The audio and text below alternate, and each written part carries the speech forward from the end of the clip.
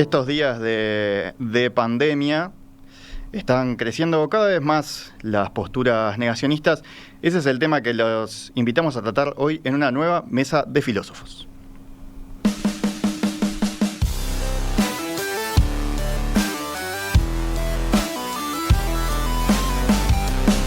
Pasamos casi que un año entero hablando de un nuevo virus, discutiendo la mejor forma de contenerlo, contando rigurosamente muertes y contagios, sin saber cuándo acabará todo. El 2021 empezó con la esperanza de una vacuna, pero por ahora solo es una luz lejos en el horizonte. Seguimos viviendo tiempos tremendamente inciertos.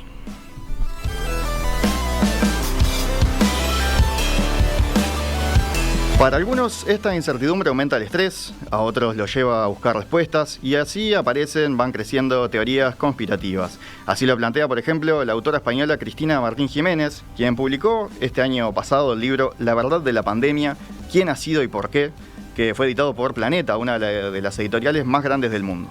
Mientras investigaba cuáles eran las últimas técnicas, tácticas y estrategias para que este poder lograse sus objetivos, pues me di cuenta de que estaban utilizando las pandemias. Estaban utilizando, y lo llamé así, ¿no?, la táctica de la pandemia. Después de analizar la gripe A, después de comprender pues, que aquello fue una especie de ensayo de laboratorio de campo, ¿no?, a campo abierto. Los oyentes quizá recuerden de hace un par de años una mesa de los viernes donde entrevistamos a Cristina Martín Jiménez. Ella investiga el tema del Club Bilderberg, ¿no?, como una élite que controla todo tras bambalinas. Entonces, sobre incertidumbre, sobre teorías conspirativas es que les planteamos charlar hoy, y para eso nos acompaña como siempre Miguel Pastorino, que es licenciado en Filosofía, profesor universitario. Miguel, ¿cómo andás? Buenos días, Gastón. Una alegría compartir esta mesa. Igualmente, siempre está bueno. Aparte de ya la primera del año, pero ya hace como 2 meses que no teníamos, ¿no? Ya estábamos extrañando la mesa de filósofos. También nos acompaña Javier Massa, con quien solo algunos días atrás charlábamos sobre redes sociales, pero bueno, hoy viene más también en el rol de filósofo en otra línea, ¿no? Bueno, Javier también es coordinador docente del Departamento de Humanidades en la Universidad Católica. Javier, ¿cómo andás? Buenos días, acá estamos deseosos de despuntar el 2021 con la primera charla filosófica del año en mesa, por lo menos. Y bueno, y tercero tenemos acá un debutante en la mesa de filósofos, que es Bernardo Borkenstein, quien es químico farmacéutico, también es experto en asuntos regulatorios, gestión de riesgo, pero lo invitamos hoy como divulgador de ciencia y de epistemología, estudiante de filosofía también, Bernardo, ¿no? Sí, hice la carrera en Humanidades en la Facultad de la Baudelaire y empecé la maestría y en esas ando. Un honor estar acá, invitado por primera vez y bueno, a disfrutar esta primera charla del año, que para mí es la primera de todo. Sí, es un buen arranque del año así con mesa de filósofos. Si bien ya escuchamos incluso ahí una de las voces principales en esto de las teorías conspirativas, me pareció interesante empezar hablando sobre la incertidumbre en sí, ¿no? Porque debe ser uno de los grandes, no sé si problemas, pero como de lo que más nos lleva a cuestionarnos debe ser la incertidumbre, ¿no? Empezando por qué hay después de la muerte. Miguel, no sé si querés empezar vos hablando desde este ángulo, desde el ángulo de la incertidumbre. Sí, el tema de la incertidumbre, lo están tocando varios politólogos, economistas, desde todos los ángulos posibles, ¿no? El ámbito de la salud, porque yo creo que si bien los tiempos de crisis cultural en general son tiempos de incertidumbre porque hay pocas certezas a la vista, una crisis como la que estamos viviendo creo que puso mucho más en evidencia que no tenemos control sobre todo, que no tenemos certeza sobre todos los temas, y eso obviamente genera una gran ansiedad personal y a veces colectiva. Y también es cierto que si uno mira la historia, generalmente en los tiempos de crisis y en los tiempos de menos certezas, emergen con más facilidad relatos que tienden a simplificar la realidad para tranquilizarse un poco, ¿no?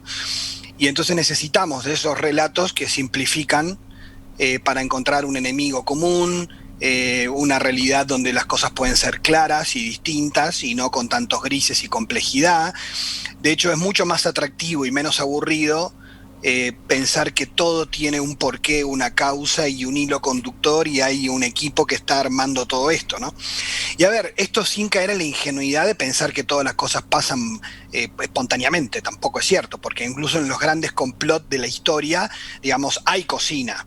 Pero lo que uno no puede pensar es que todo está cocinado, porque de hecho es lo que nos ha pasado recientemente, y es que aún para los que tienen una fe religiosa en el Big Data, en las estadísticas, en las encuestas y en toda clase de acumulación de datos, hay un elemento que siempre nos olvidamos, que es la libertad humana, a la que hoy se está apelando incluso en el tema de la pandemia. Y es decir, acá hay cosas que dependen siempre de las decisiones de las personas y que nadie te las puede profetizar, ni nadie te puede adivinar el futuro, porque hay cosas que dependen de tus decisiones, aunque estemos condicionados claramente por un montón de cosas. Pero yo creo que algo que lo he comentado en alguna mesa, que a mí me impactó cuando comenzó la pandemia, de Arturo Pérez Reverte, que decía eso de que él le regalaba a sus amigos empresarios exitosos una bola de cristal con un Titanic adentro, el día que les iba bien, para recordarles que de un día para el otro todo se puede ir al diablo, ¿no?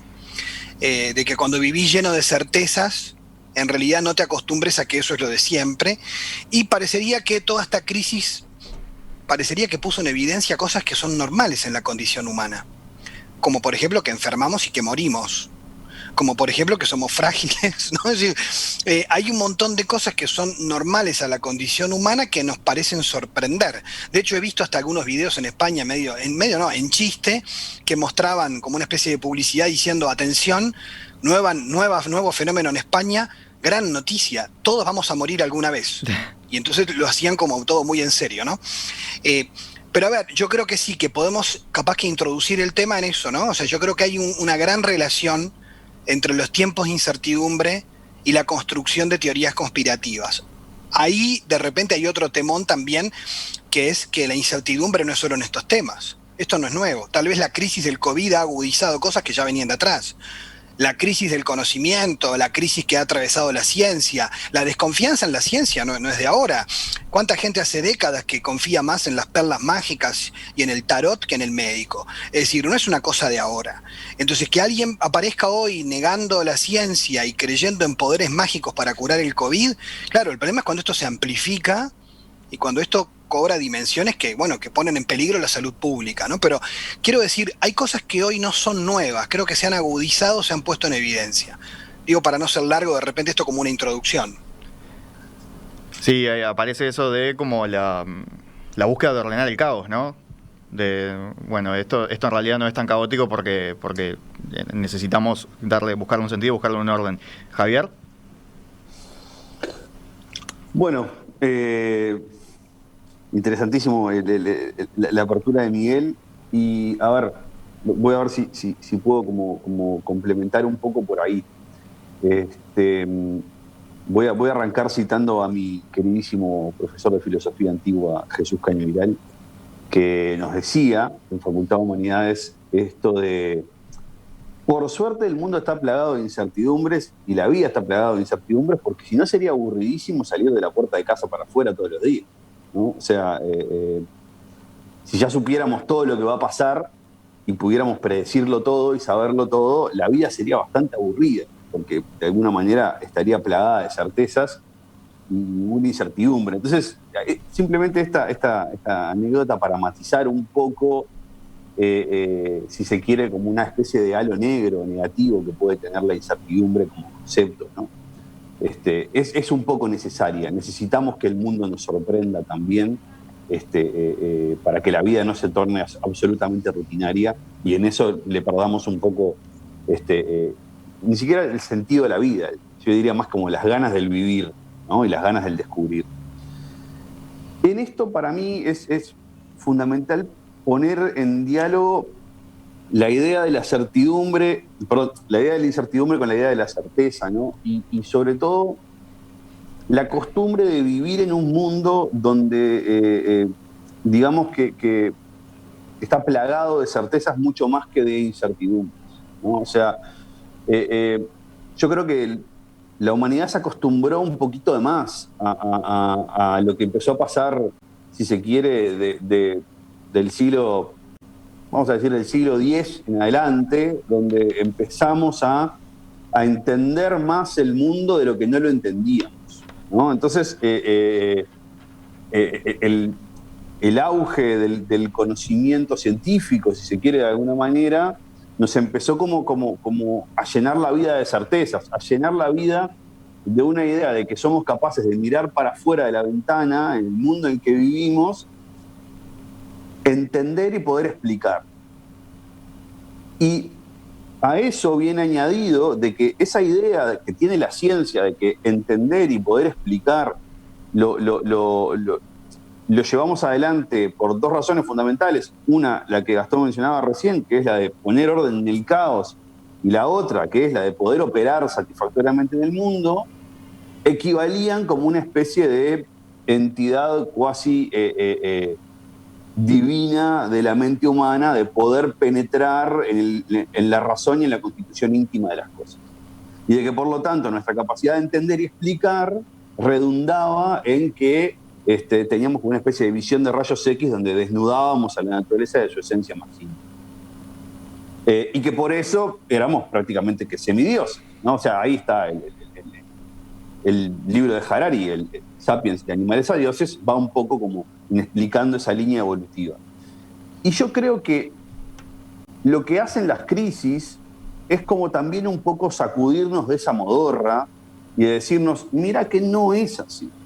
Mirá que tu capacidad de predecir, de explicar y de entender el mundo no implica una capacidad de dominio del mundo y de dominio absoluto del mundo y de la naturaleza. Esto es más extenso que, ¿no? Es más grande que tu propio intelecto y la capacidad de tu intelecto de poder comprenderlo y penetrarlo todo. Entonces, está bueno que aparezca, o sea, de alguna manera es productivo, es interesante que aparezcan de vez en cuando estos momentos de crisis y de sacudones para recordarnos eso, para recordarnos que lo que nosotros podemos hacer con nuestro conocimiento es explicar, entender y predecir determinados comportamientos del mundo, de la naturaleza y de la condición humana, pero que nosotros, por poder hacer eso, tengamos un dominio del mundo y podamos controlarlo al 100%, es realmente lo que Nietzsche, citando a Kant, o parafraseando a Kant, decía, perdón, parafraseando a Hume, no es un exceso del intelecto. Nietzsche decía, es una estupidez del intelecto pensar que, porque podemos entender y explicar, controlamos el mundo. No, o sea, entendemos y explicamos el mundo. Y después de eso, ¿no? Es que viene el mundo y nos sorprende y lo tenemos que tratar de volver a entender. Y yo creo que la teoría conspirativa, de alguna manera, también para enganchar con el motivo de la mesa, se niega a asumir esa cuestión de que el mundo está ahí y nos sorprende y nosotros no lo dominamos. Y lo que pretende hacer es racionalizar y de alguna manera humanizar absolutamente todo fenómeno que no puede explicar y ponerlo en el eje de su teoría, ¿no? Entonces, yo creo que por ahí me quedo con la apertura. Bien, me parece súper interesante eso de no pensar tanto la incertidumbre como desde el ángulo negativo, ¿no? ¿Bernardo? Sí. Bueno, qué compromiso hablar último después de esas dos intervenciones. Bueno, yo, construyendo sobre lo que aportaron los compañeros, quiero recordar las palabras del dramaturgo Sergio Blanco en su conferencia performática Memento Mori. Él nos recuerda que cuando los generales victoriosos de Roma volvían de la guerra después de ganar, tenían un esclavo al entrar en Roma que le decía Memento Mori, recuerda que vas a morir. Lo que decía Miguel respecto de la bola de vidrio con el Titanic adentro. O sea, la suerte cambia. Y el tema es, tomando un poco lo que decía Javier, que hay sí una fantasía infantil instalada a nivel social y un poco a nivel individual, de que podemos saberlo todo. De que en algún momento, como decía el Marqués de Laplace, una inteligencia suficientemente grande como para conocer la posición y la velocidad de todas las partículas del universo, podría conocer todos los eventos pasados y extrapolar todos los eventos futuros. Después vino Einstein y le pegó un golpe a esa teoría y después vino la mecánica cuántica y la terminó de derrumbar. Hoy sabemos que hay cosas que están indeterminadas y no se pueden saber. Ahora, eso hasta el día de hoy nos hace ruido. Y ese ruido que se conforma se llama disonancia cognitiva, ¿sí? Es un ruido mental que la gente no soporta y tiende a hacerlo desaparecer. ¿Y cómo lo hace? Una de las formas es convenciéndose de algo que apacigua ese ruido, por más que sea algo que no es racional, dentro de su esquema mental se lo parece.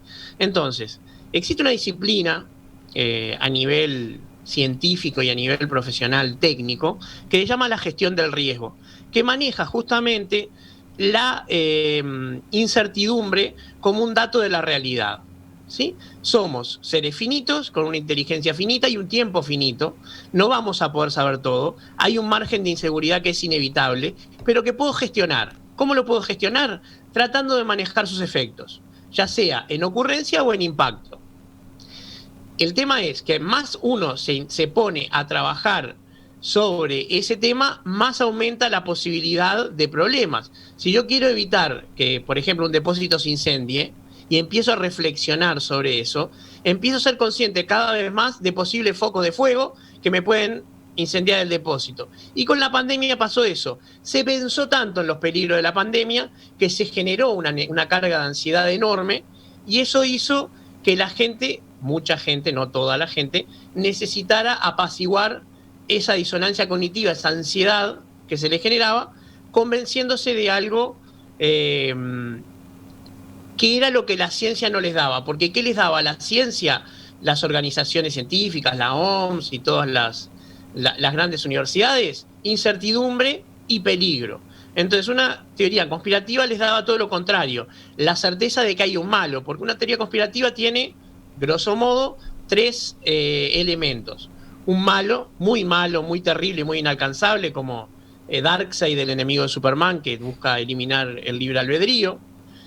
Un plan nefario generalmente, de control, como en el caso de Darkseid también, encontrar lo que se llama la ecuación antivida, que elimina el libre albedrío a nivel universal. Y por último, técnicas de manipulación, las que fueran, ya sean los grandes medios. ¿Cuántas veces hemos escuchado las palabras farmafia? Los medios están todos vendidos, los periodistas responden a poderes X.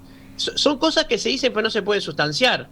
Jorge Luis Borges decía, argumentos que no admiten la menor réplica pero no producen la menor convicción. Porque en realidad, salvo para la persona que está buscando aliviar esa disonancia cognitiva, son argumentos que no tienen sentido. Y esa es, porque digamos mi especialidad, mi área de trabajo es la conspiranoia a nivel de la pseudociencia, que se confronta un tipo de razonamiento abductivo-deductivo como tiene la ciencia, que es observar un fenómeno, hace una suposición de generalización y después la corrobora experimentalmente, por un argumento de opinión. Yo creo que cuando un conspiranoico dice investigar, así con esa prepotencia, se refiere a mirar los 2 videos de YouTube que yo miré. No se dice ir a buscar exhaustivamente todo lo que se publicó en un tema, contrastar todos los argumentos y sacar una conclusión. No, literalmente es un par de videos de YouTube y alguna que otra nota de opinión. Y eso realmente es seductor. Es seductor porque calma la disonancia cognitiva. Y por eso, algo que no es nuevo, que pasó siempre, por allá por la primera década o la segunda del siglo XX, en Rusia se publicó un libelo que se llamaba Los Protocolos de los Sabios de Sion, que hablaba de una conjura judeo-masónico-comunista, o siempre vienen juntas las 3 cosas, para conquistar el mundo, de acuerdo con lo que sería la ética de los Sabios de Sion. Rápidamente se demostró que eso era un libelo falso, pero hasta el día de hoy, en ciertos ámbitos conspiranoicos, es citado como una fuente literaria. Y bueno, estuvo el código Da Vinci en el medio, ¿no? Como para darle un poco más de bombo también. Exacto, venía por ahí, ¿no? Si no recuerdo mal. O era Ángeles y Demonios, uno de esos. ¿Cómo se llama? El Priorato de Sion. Ese es el Priorato de Sion, sí. Que habla más bien de la teoría de que Jesús no murió y terminó radicado en Francia con María Magdalena embarazada de la estirpe de Jesús, que eran los merovingios. Eso es lo que viene mucho antes de Dan Brown. Dan Brown lo que hizo fue encontrar una forma de monetarizarlo. Pero bueno, esa sería mi introducción del tema, ¿no? Disonancia cognitiva y una forma de calmar la ansiedad que nos produce. Mira, acá Ignacio dice disonancia cognitiva, una manera muy elegante de referirse a la vieja y querida estupidez. Es uno de los modos de la estupidez, sí, estoy de acuerdo con él. Pero vamos a entendernos, todos sufrimos disonancias cognitivas en alguna o menor medida. Cuando toma la forma de la conspiranoia, tiendo a concordar con el oyente. Bien, entonces varias... ya entrando ya en el tema de la conspiranoia, ¿no? Creo que ya estamos en ese tema. Sí. ¿Cuál, quizás ya empezamos en eso, pero cuál dirían que es la lógica del conspiracionismo? Porque, bueno, buscarle el orden al caos, ¿no? La disonancia cognitiva, aparecen varias cosas, pero hay diferentes niveles, ¿no? Está el que piensa que los Illuminati están atrás de todo, o que hay una raza de reptilianos, ¿no? Que en realidad Obama es una especie de alienígena. Ese como sería más absurdo, pero después hay otras cosas más cercanas, ¿no? Más cotidianas. A mí una cosa, Gastón, sí, que de repente antes de ver eso, tal vez es un poco pesimista de mi parte, pero creo que es una cuestión. En eso Javier me complementa, que es más integrado, yo soy más apocalíptico, en aquel viejo esquema de Humberto Eco. Pero yo una de las cosas que veo es que el gran relativismo cultural en el que vivimos y que ha afectado a la ciencia y a toda forma de conocimiento, hace que hoy puedan proliferar en libros, en películas, en documentales, al mismo nivel, una estupidez sin fundamento y una teoría científica bastante sustentable. Entonces eso hace que muchas personas hoy se lean un libro, como por ejemplo, hay gente que creía en la lista del Pirato de Sion porque su fundador metió la lista en el museo de París, y entonces ahí hay en la Biblioteca Nacional. Entonces una de las cosas es creer que esta lista es histórica. Por ejemplo, hay un libro que se hizo famoso ahora de Catherine Nixey, una periodista que ha escrito sobre la historia del cristianismo y el paganismo, diciendo un montón de bolazos sin ningún fundamento, como que se abolió el 99% de la cultura grecolatina. Es un disparate cósmico, o sea, mucho peor que Dan Brown, y hay historiadores que la citan. Entonces, cuando vos llegás a ese nivel, de que ya hay gente que te va a citar a Catherine Nixey o a Dan Brown para fundamentar un argumento histórico, me hace acordar cuando Humberto Eco decía: tengo acá una pared que es todo biblioteca de pseudohistoria. O sea, libros que se venden como historia pero que son falsos, ¿no? Entonces, a nivel de la credibilidad, con la cantidad de información que hay, por ejemplo, con las cuestiones, por ejemplo, con los Illuminati, que los nombró Bernardo, ¿no? Los Illuminati eran un grupo que fue liquidado por la policía de Baviera en el siglo XVIII, o sea, desaparecieron, y que en realidad era una mezcla de las luces con el iluminismo esotérico, típico de ese siglo, y bueno, y era una especie de mezcla esotérica con racionalismo duro, como le pasa a algunas logias masónicas, una mezcla de racionalismo con esoterismo místico, y bueno, y desaparecieron. Ahora hay algunos grupos raros que se llaman Illuminati a sí mismos, pero desaparecieron. Cuando vos querés explicar eso, te dicen: Miguel, te comiste el verso, los Illuminati siguen gobernando el mundo. Bueno, ¿qué vas a discutir ahí? Sí, ahí aparece Club Bilderberg. Claro. Entonces, ahí vos tenés una suerte de toneladas de información que proliferan en la sociedad permanentemente, y no hay criterios para distinguir una investigación seria a nivel incluso de ciencia. Hoy proliferan investigaciones supuestamente científicas sobre las vacunas que dicen que te van a poner un chip o que te van a cambiar genéticamente, nos van a poco más que a transformar en como la vieja transmutación alquímica. Una cosa casi de locos, pero que hay profesionales detrás, porque eso es lo otro. Vos tenés hoy gente de diversas profesiones que, amparado en su titulación, sale a hablar de cosas que no tienen pie ni cabeza ni ningún sustento de ningún tipo de investigación, y la gente dice: pero lo dijo alguien que era médico, lo dijo fulano que era filósofo, lo dijo fulano que era historiador. Pero este señor, ¿en qué se basa? ¿No? Entonces ahí tenemos un tema, y es en el acceso al conocimiento, y que además, ahí le dejo al experto que es Javier, cómo encima las redes sociales amplifican los algoritmos mucho más la información falsa, mucho más, porque es más consumible que la verdadera. Entonces, y ahí tenemos una complejidad con la información, donde hoy yo he recibido de gente que considero inteligente y seria alertas por WhatsApp y en Twitter: Miguel, me lo mandan por privado, mira esto, la verdad da que pensar, y cuando lo ves parece de ciencia ficción. O sea, a mí me preocupa el nivel al que esto ha llegado en gente en que uno decía: bueno, porque esto lo diga un tipo que está loco, no me extraña. Ahora, sí, no es gente tonta, ¿no? Cada vez ve más, pero no es por por criticar. Exacto. Digo, Entonces, hay que separar un poco también, no sé, homeopatía o cosas que tienen más historia, que uno de última puede decir, bueno, no, yo no estoy de acuerdo, yo no creo, no tiene sustento científico, pero no va a causar ningún problema, ¿no? Ahora, si uno entra en una lógica de que todo lo que te dicen es mentira, ya terminás invadiendo el Capitolio, ¿no? Es como que yo creo que detrás de eso está una larga, los fenómenos no se pueden separar, ¿no? No sé, Javier, vos que decís que el otro día estabas hablando con Emiliano sobre las redes sociales. Sí, a ver, el tema con la red y el conspiracionismo es que de alguna manera la lógica del conspiracionismo encuentra en la red, digamos, un medio que le ofrece las mejores condiciones para un caldo de cultivo, digamos, exponencial, ¿no? O sea, a ver, es un ejemplo bien tonto, pero la teoría conspirativa en este sentido de, sea cual sea, ¿no?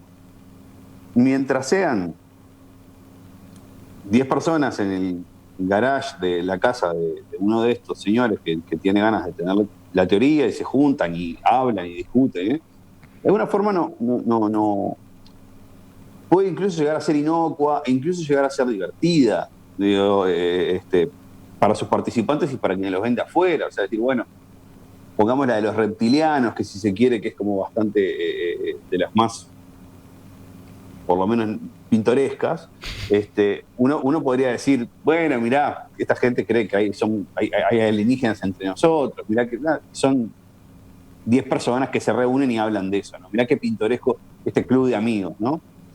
Ahora, ¿qué es lo que pasa? El problema es cuando vos juntás eso con la capacidad de las redes de replicar mensajes exponencialmente, de conectar personas en torno a temáticas y en torno a determinado tipo de preocupaciones, y cuando además eso se junta con los mecanismos de generación de realidad a través digamos, de simulación y de modos de representación en los medios, ¿no? Que no es nuevo de las redes, sino que viene ya desde mucho antes, ¿tá? Donde estas cosas empiezan cada vez a, por el ser reproducidas y por el ser reproducidas de una determinada manera y por ganar en cantidad de adeptos y de reproductores, eso empieza a tener como una especie de equivalencia de realidad, ¿no? Entonces y lo bueno, lo interesante, o si querés lo novedoso, es que al conspiracionista cualquier monedita le viene bien. O sea, el video de YouTube le sirve, el libro de fulano de tal le sirve, la estadística le sirve y el estudio científico que dice que no tiene razón también le sirve. O sea, porque siempre encuentra en una de sus lógicas, ¿no? Encuentra una manera de explicar cualquier cosa. Porque eso, a ver, en definitiva, el conspiracionismo peca de un exceso de racionalidad y de no aceptar la dosis de caos, de disonancia cognitiva, de aquello que no podemos saber, ¿no? Como decía Bernardo, que está incluida en nuestra experiencia de enfrentarnos con el mundo. Entonces, el conspiracionista que tiene una lógica de ultracausalidad. No hay nada dejado al azar. O sea, es como todo tiene un vínculo causal, ¿no? Entonces, la realidad tiene un diseño perfecto en donde nada es azaroso. Tiene una lógica de beneficiario. Además de todo eso, hay un beneficiario que es fulano de tal, es Bill Gates, es el Club Bilderberg, son los Illuminati, que quieren, ¿no?, de alguna manera, que obtienen un beneficio a partir de nuestra ignorancia de todo esto, ¿no? Y que quieren mantenernos en la ignorancia. Esa es la otra lógica, ¿no?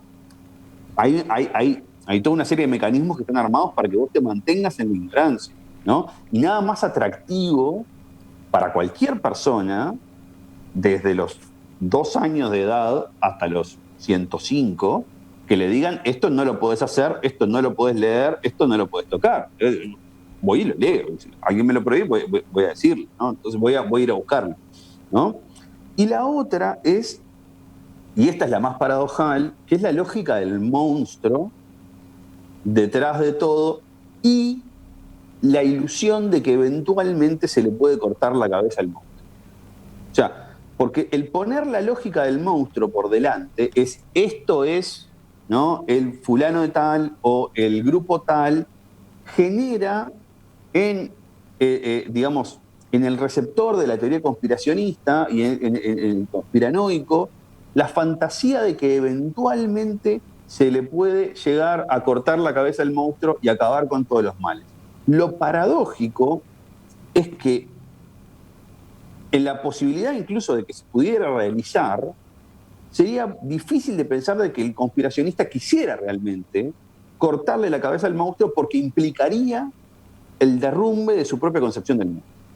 Entonces, en el momento en que el conspiracionista tuviera la espada en la mano para cortarle la cabeza al monstruo y estuviera enfrentado a esa decisión, difícil de creer de que pudiera llevarlo adelante, porque implicaría romper con su propia concepción del mundo y que ahora se acabó la teoría conspirativa, ¿y ahora qué?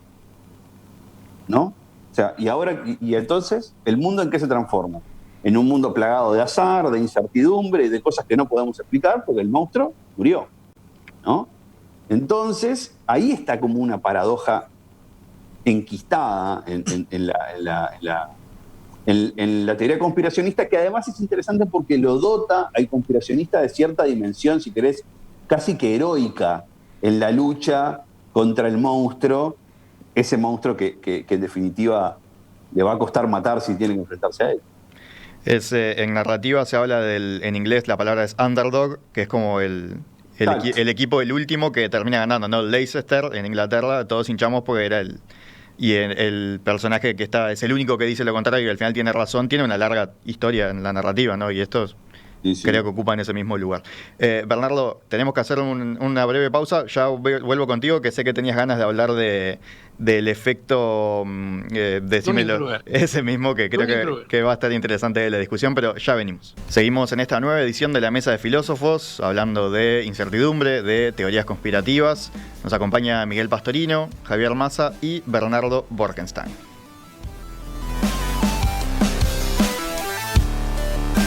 Bernardo, paso contigo, que bueno, ya adelantaba un poco que vos tenías interés en hablar de este efecto particular, el efecto Dunning-Kruger, ¿no? Dime un dato de retomar dos cosas que dijeron Javier y Miguel. La primera que dijo Miguel respecto al relativismo cultural, ese es un problema grave. Ya en la década del 80 Isaac Asimov se quejaba de lo que él llamaba el antiintelectualismo, que él lo resumía como diciendo: cualquiera discute en pie de igualdad con cualquiera, dice, como si tu ignorancia valía lo mismo que mi conocimiento. Sería como si yo pretendiera discutir sobre la pandemia con Gonzalo Moratorio o con Rafael Radi. Yo puedo escucharlo, les puedo hacer preguntas, pero jamás voy a discutir con ellos. Salvo que estemos hablando de si la ivermectina cura o no, porque eso es mi área pronta. Yo ahí sí puedo aportar algún dato, pero no sobre los otros temas, como si discutiera con Fernando Paganini de estadística, imposible. Y lo que dijo Javier respecto de la posición de matar al monstruo, está claro que si uno se define por oposición a algo que es una tendencia humana, si el otro es el monstruo, yo voy a ser el héroe. Y una cosa muy común entre las personas conspiranoicas es una búsqueda de una épica que le falta en la vida. Generalmente son personas que viven una vida muy triste, y eso se ve en la agresividad con la que argumentan ese tipo de cosas, que los tratan de cancelar, que los tratan de censurar. Es muy gracioso porque se quejan en Facebook de que los censuran en Facebook. Si lo estuvieran censurando, no estarían haciendo su queja. Y con respecto a lo que decía hoy de mi incapacidad de discutir con Gonzalo Moratorio, pongamos por caso, o con Rafael Radi, existe un síndrome que las redes amplificaron con eso que decía Javier, de esa capacidad performativa de realidad, en donde un influencer tiene más capacidad de seducción que, por ejemplo, un gran científico, que se llama efecto Dunning-Kruger, que, simplificándolo, dice algo así, muy simplificado. Las personas que son incompetentes en un área, porque la incompetencia es respecto a un área, no quiere decir que sean tontas. Yo soy incompetente para la arquitectura, por ejemplo. Tienden a sobreestimar lo que saben. En tanto que las personas son muy competentes, dado que conocen los límites de su ignorancia, tienden a subestimar lo que saben.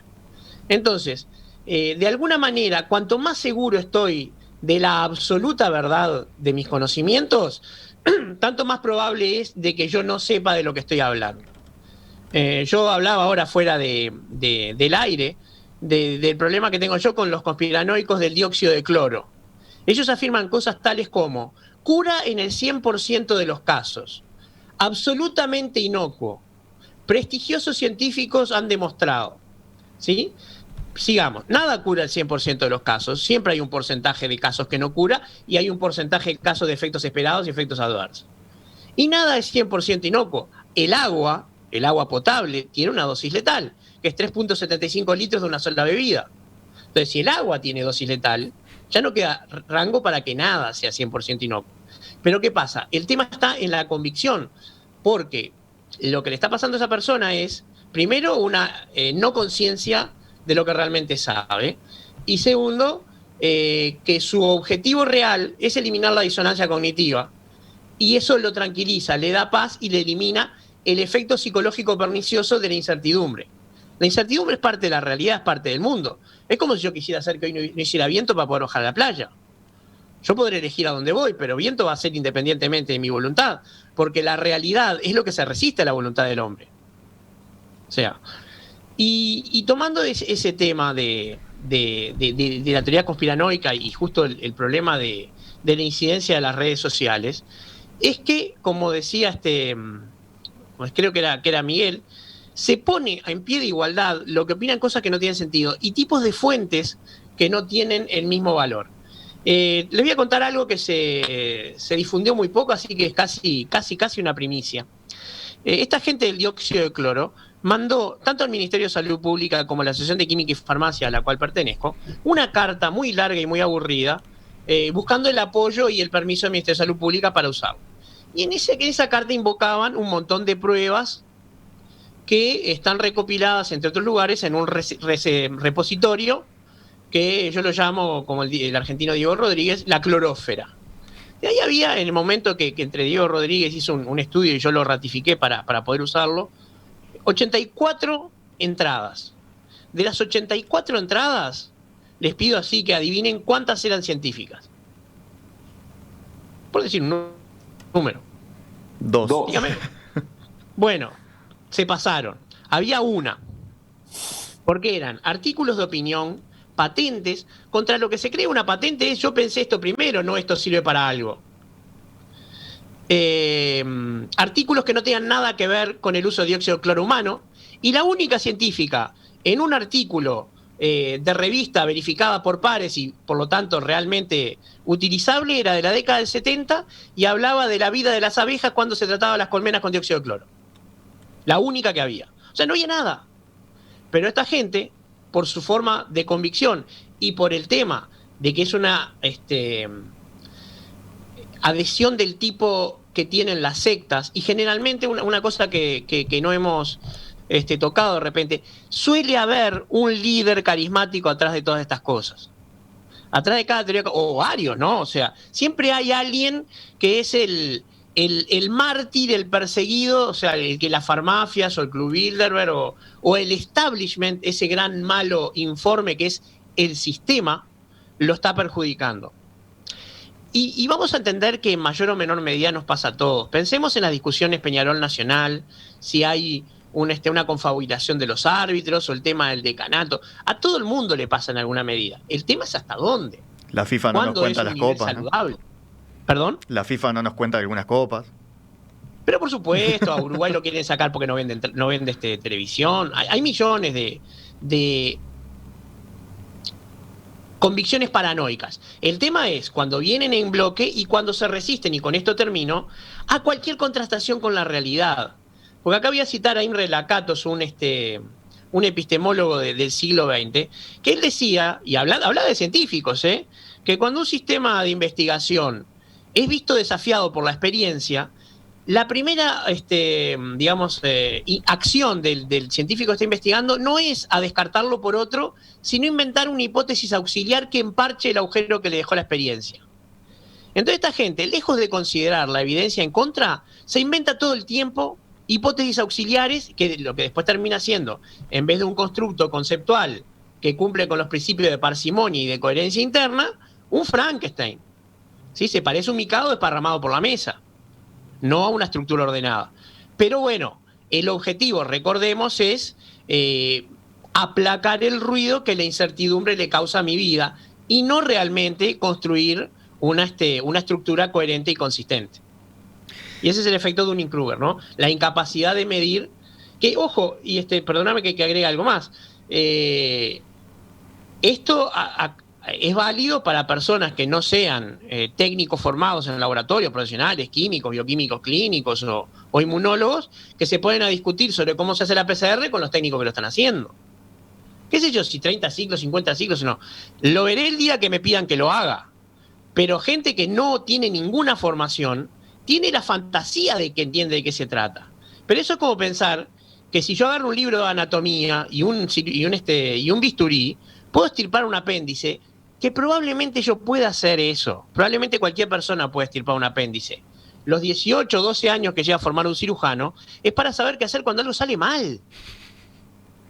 Que generalmente algo sale mal durante la operación y es la expertise del cirujano la que lo resuelve. Pero esa es la diferencia. Dunning-Kruger impide ver esa otra parte y ya es hacer un tajito, cortar y suturar. Y no.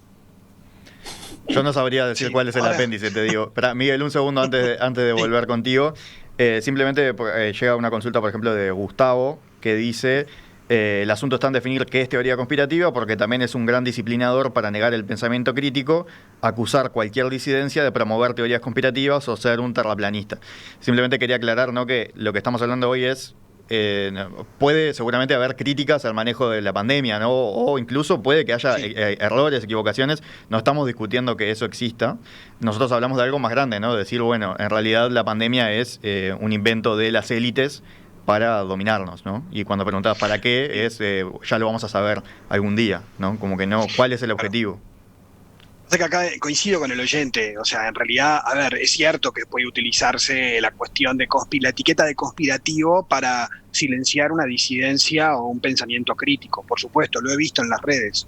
O sea, vos pensás distinto a un pensamiento hegemónico y se te va a estigmatizar. Eso sucede. Y bueno, y parte del ejercicio filosófico es la duda también sobre lo que uno piensa, ¿no?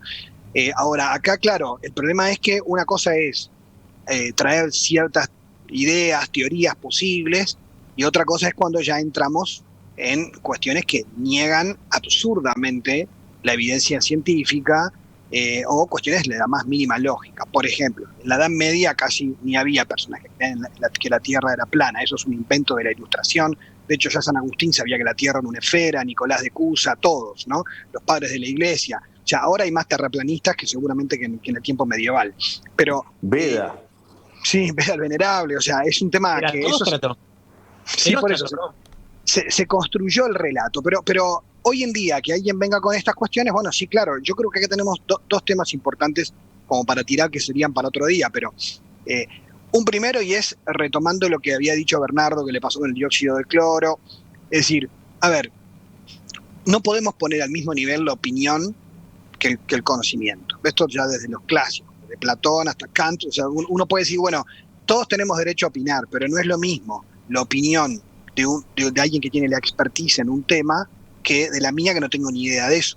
Entonces yo tengo derecho a opinar, sí, pero, por ejemplo, en los medios de comunicación muchas veces nos pasa que entramos en mesas de que como hay que traer todas las voces, peligrosamente sobre temas de salud pública se escucha al mismo nivel a un infectólogo que a un tipo que dice que se cura el coronavirus con jengibre y con imposición de manos. Eso es desprolijidad. Eso es un acto de irresponsabilidad. Es decir, porque ahí no es un tema de cuestiones que son meras creencias.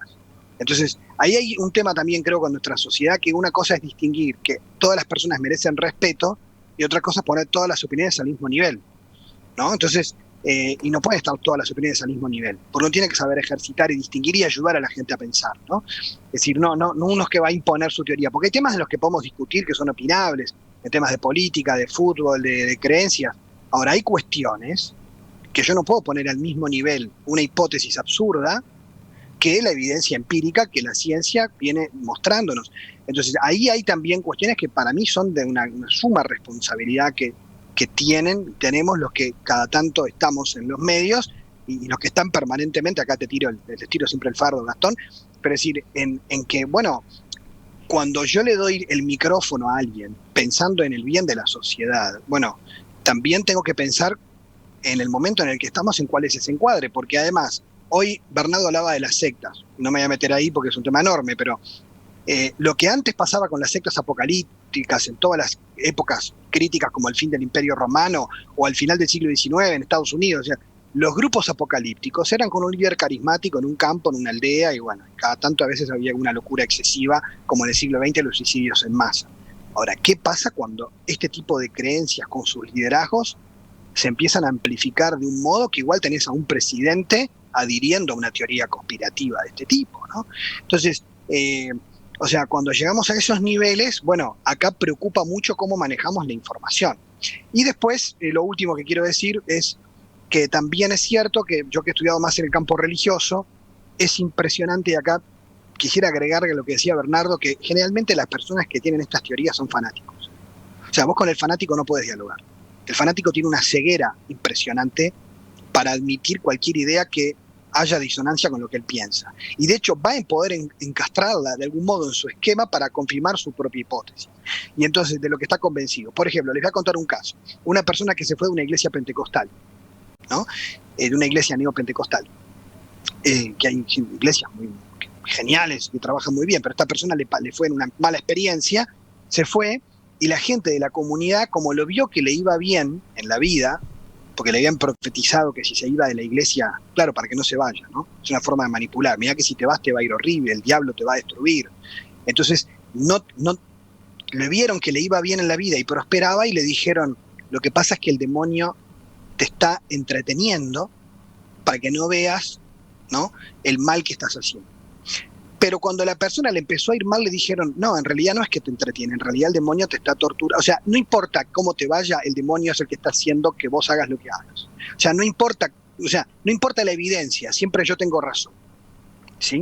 O sea, siempre voy a decir que lo que pasa es por lo que yo digo. Entonces, con esa persona no podés dialogar. O sea, es casi imposible, porque vos te encontrás con un fanático que ya tiene identificado quién es el malo, y todo lo que digas le va a confirmar incluso lo que ya piensa.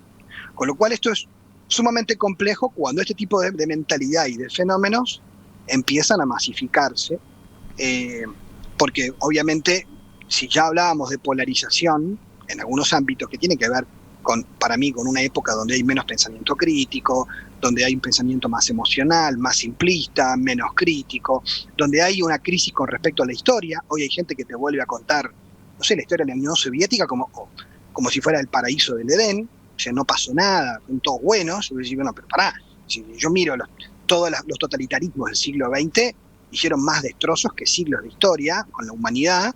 Yo no puedo justificarlos al modo de pintarlo como un mundo paradisíaco. Bueno, pero hay gente que se atreve a decirlo y a decir que él tiene la razón. Ya sea con el nazismo, con el comunismo, con el fascismo, con lo que quieran. Y tenés libros publicados, además, y documentales. Entonces, ante eso, yo creo que tenemos un desafío que no es de ayer, que no empezó con el coronavirus, que tiene que ver en el campo del conocimiento y que hace mucha falta más pensamiento crítico y más espacios donde aportar conocimiento y dar herramientas para un mejor discernimiento, porque el caudal de información falsa que hay y que parecería verdad es muy grande. Hay un problema ahí para mí, que es que una vez que alguien compra este discurso, es, no sé si imposible, pero muy difícil convencerlo de otra cosa, porque desconfía de los medios, desconfía de los médicos, que en realidad están todos comprados por la farmacia, como decía Bernardo, ¿no? Es como que es muy difícil una vez que entras es muy difícil de sacarte, ¿no? Calculo que como todo fanatismo, un poco parecido a las sectas también, ¿no? Sí, es que ahí, sí, Javier. Perdón que yo creo que hay un dato o hay una faceta de esto que quizás no en esto de la consulta del oyente, de poder explicar un poco más la lógica de la teoría conspirativa y que no todo sea teoría conspirativa. Creo que hay un costado que lo hemos rodeado, lo hemos cercado, pero no lo hemos dicho con nombre y apellido, que es, de alguna manera, la idea de fondo o la lógica dominante también de la teoría conspirativa de explicar el origen del mal, ¿no? O sea, de tener una razón lógica y comprensible para el origen del mal. Cuando hablábamos de esto de cortarle la cabeza al monstruo, lo decíamos, pero esto tiene otro costado, que también es que cuando la teoría conspirativa explica el origen del mal en términos conspirativos, exime al conspiracionista de la responsabilidad del razonamiento ético en torno a sus propias acciones, ¿no? O sea, y ahí hay una faceta como bien importante del fenómeno del conspiracionismo, ¿no? Yo, ahora, mientras estaba pensando esto, buscaba una cita de Terry Pratchett, no sé si lo conocen, es un escritor fallecido hace muy poco, muy prolífico, ¿no? Y él tiene una cita donde, se las leo, es bastante breve, dice: él quería creer en la existencia de los conspiradores. Era mucho más fácil creer en la existencia de un grupo de hombres en un cuarto lleno de humo, en vaya uno a saber qué lugar. Hombres cínicos, arrastrados a la locura por los privilegios del poder, tramando sobre una copa de brandy. Tenía que aferrarse a este tipo de imagen, porque de lo contrario tenía que asumir que la maldad ocurre porque la gente común y corriente, la gente que se pilla el pelo de su perro y le cuenta cuentos para dormir a sus hijos, es capaz de salir a la calle y hacerle cosas terribles a otras personas comunes y corrientes. Era tanto más sencillo echarle la culpa a ellos. Era terriblemente depresivo pensar que ellos somos nosotros. Si eran ellos, entonces nada malo era culpa de nadie. Pero si somos nosotros, ¿en qué me convierte eso a mí? Al fin y al cabo, yo soy uno de nosotros. Tengo que serlo. Seguro que nunca me pensé como uno de ellos. Nunca nadie se piensa como uno de ellos. Siempre somos nosotros, porque son ellos los agentes del mal. Y esta capacidad, y fin de la cita, esto es de una novela que se llama Shingo, de la saga de Discworld de Terry Pratchett, ¿no? Esta capacidad de la teoría conspirativa de identificar el origen del mal también es, digamos, un dilema en el cual la filosofía se debate hace más de 3.000 años, incluso el pensamiento humano se debatía antes de esto, antes de que existiera el pensamiento filosófico, ¿no? O sea, te diría que una de las grandes dilemas de la humanidad, el de entender dónde y por qué existe el mal. Es algo que en miles y miles de años de historia no hemos logrado resolver de una vez y para siempre, ¿no? Entonces, la teoría conspirativa seduce por eso, porque te explica, mira, el origen del mal está acá, en un sótano en Washington, en tal lugar, donde una vez por semana se reúnen unos señores gordos y de traje, sudados, que toman brandy y fuman puros, y ahí resuelven el destino del mundo. ¿Está? Punto y aparte. Que hay algunos elementos que son reales, ¿no? O sea, el Club Bilderberg que existe, o sea, hay una reunión real, cada tanto se juntan algunas personas muy, o sea, las élites, como se les dice, ¿no? En la última creo que estuvo uno de los hijos de Trump, por ejemplo, pero una cosa es que se reúnan y otra cosa es que tengan un gran plan para dominar el mundo, ¿no? Se pueden reunir y jugar al truco, por todo lo que nosotros sabemos, ¿no? Sí. All rich. Bien, acá por ejemplo un oyente habla de la falacia de la autoridad, ¿no? Que muchas personas invocan declaraciones de algunos médicos que están de acuerdo con ellos o supuestos médicos, ¿no? Por ejemplo, se habla de una de las que aparece mucho estos días es Chinda Brandolino. Ayer hablando con Bernardo él me la mencionaba y me dijo esa mujer es nazi. Así frontalmente. Sí, apoyó abiertamente a Biondini. Bien, por ejemplo... y han difundido información falsa sobre los PCR y impresionantemente, o sea, sin ninguna base científica. Hay que apuntarle apunte a la intervención de Bernardo sobre el síndrome que nunca me sale bien el nombre. Dunning-Kruger. Dunning-Kruger, que los sesgos nunca funcionan solos.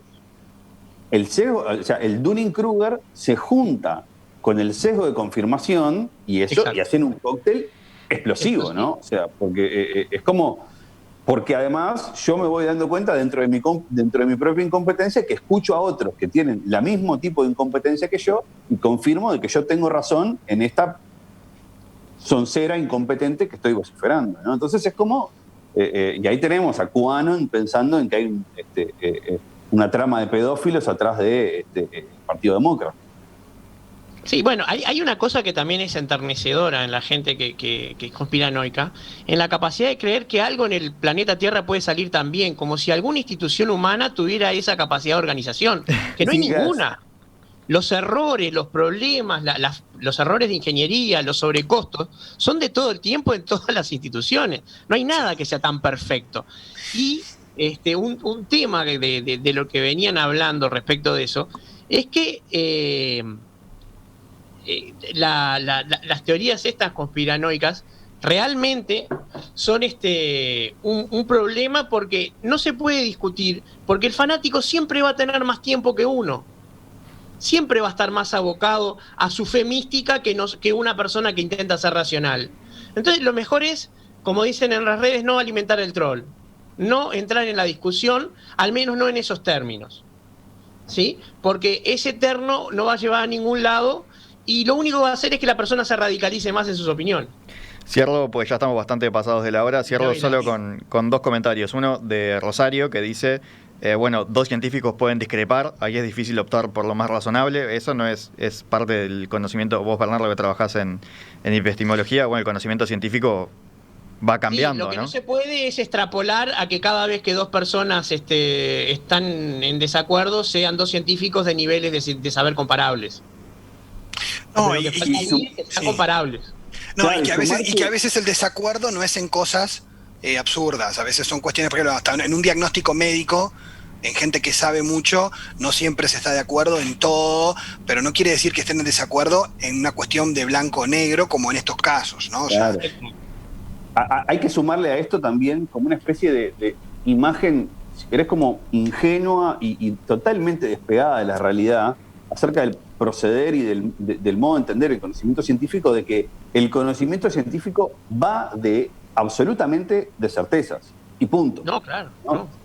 Esa es una imagen 100% despegada de la labor real del científico. O sea, hay una charla TED muy interesante de Stuart Firestein, que es un neurobiólogo de la Universidad de Columbia, y que dice que él, cuando se dio cuenta de que muchos de sus estudiantes que venían a estudiar neurobiología a la Universidad de Columbia pensaban de que venían a un lugar lleno de certezas, él, para tratar de explicarles de que no era así, abrió una materia que la dictaba él, que se llamaba Ignorancia 1.0. Y decía, esta es la parte más importante del conocimiento científico. Lo que no sabemos, no lo que sabemos, ¿no? O sea, y creo que hay una imagen popular del científico como esta persona que es capaz de explicarlo todo. Y justamente los buenos científicos, y recuerdo a principios de la pandemia una conferencia de Rafael, perdón, una entrevista a Rafael Radi, donde Radi decía, a ver, importante decirle a la gente que acá nosotros hay mucho más de lo que no sabemos que de lo que sabemos en torno a la pandemia, y estamos tratando de ganar terreno, pero no sabemos nada de esto porque es nuevo, o sabemos muy poco de esto porque es un fenómeno nuevo. Y sí. El científico no puede explicarlo todo, pero para eso hay que buscar un filósofo, ¿no? No, pero... No, los filósofos pero en conjunto, sí. Cientificismo es la patología que dice que solo la ciencia genera conocimiento válido. Por supuesto. Los filósofos no tenemos explicaciones, los filósofos tenemos... preguntas, como nos enseñaban en el liceo. Soluciones provisorias, y es más, y como yo digo, suelo decirle a mis alumnos y a mis colegas, nosotros los filósofos lo que tenemos es un problema para cada solución, mucho más que otra cosa. O dos. Mejor todavía. Ya siendo que pasan 13 minutos de las 12, perdón Miguel, que sé que seguro que tenés ganas de seguir, pero me parece que... No, era solamente para cerrar, Gastón, solo decir una cosa que quiero retomar que dijo Bernardo y cierro 10 segundos, me parece a mí que es muy importante porque algunos van a escuchar esto y decir, pero no sean ingenuos, me va a decir que no hay gente que... Sí, cuando hay crisis hay gente que se aprovecha de la vulnerabilidad, hay gente que arma complots, pero en la historia de la humanidad ha habido complots siempre, pero nunca un complot que tenga control sobre todo. La Revolución Francesa se le fue de las manos, la Revolución Bolchevique se le fue de las manos, o sea, lo que quieras hacer... explotó. Sí, o sea, nadie tiene control sobre todo, eso es una mentira, o sea, evidenciada históricamente. Que eso no quiere decir que no haya gente malintencionada, ¿sí? Pero tampoco ni una ingenuidad ni la otra, ¿no?